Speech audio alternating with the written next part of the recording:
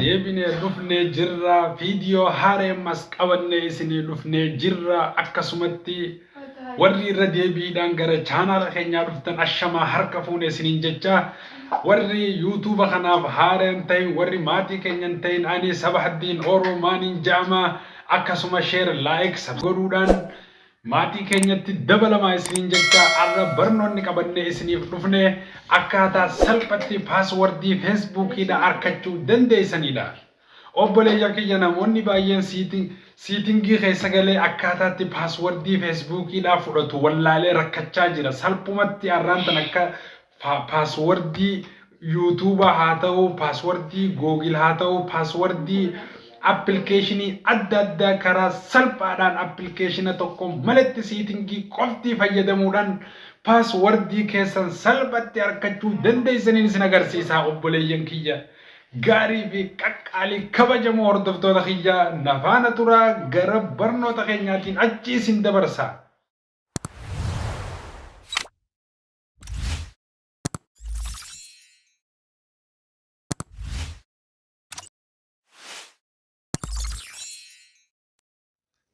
Barnoonni arraan tana isiniif qabannee dhufne as jirru kun kanuma waliin laallu taha. Barnoonni arraaf qabanne akkaataa siitinguma jawwaala keenyaarra galuudhaan salphumatti paaswordii jawwaala keenya keessa argannutti paaswordii feesbuukaatii fi paaswordii waan adda addaa appilikeeshinii adda addaati irratti hidhattan arkachuu dandeessaniin isiniif qabadhee dhufeetiin as jira.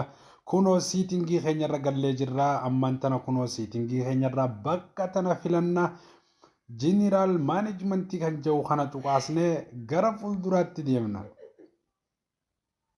Jeneraal maanejmentii eega tuqaasnee booda akkana xiqqoo ol harkifnee yookaan akkana xiqqoo ol harkifnee paaswordii kan jedhu kana asitti arkachuu ni dandeenya.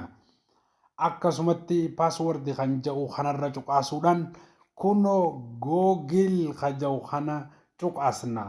Asitti immoo filannoo waa baay'ee isinii fiduu danda'a. Jawwaalli saamsingii andirood filatamaadha kan inni irratti isin agarsiisaa jiruu fi keessan kana yoo ol fakkaate ta'e ammoo akkuma kiyya isinii fidaa jiru kanatti keessan illee isinii fidaa kadhata tokkollee hin qabu jechuudha.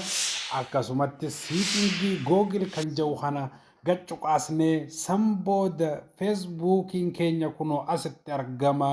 Googil akkaawuntiin keenya googil kiroomii waa hundi isaa akkaawuntiin isaa asitti argamti. Appilikeeshiniin adda addaa kan paaswordii qabu hundi bakka tanatti argama. Irra gachuqaasuudhaan akkasumatti paaswordii isaa salphumatti arkachuu dandeessaniin isiniin jaabboleeyyan kiyyaa. Garuu warree jawwaala saamsingii andiroodii hin qabne faan garuu isin xiqqoo jeequu danda'a. Akkasumas garuu obboleeyyan kiyyaa barnoonni kiyyaa kanneen arraaf isiniif qabadhee dhufe kana fakkaataa hanga barnoota biraatiin walitti dachaanutti turtii gaarii isiniin jenna. Jaallatamoo fi hordoftoota kiyya qaqqaalii guutuu addunyaa irratti argamtan turtii gaarii isiniin jenna.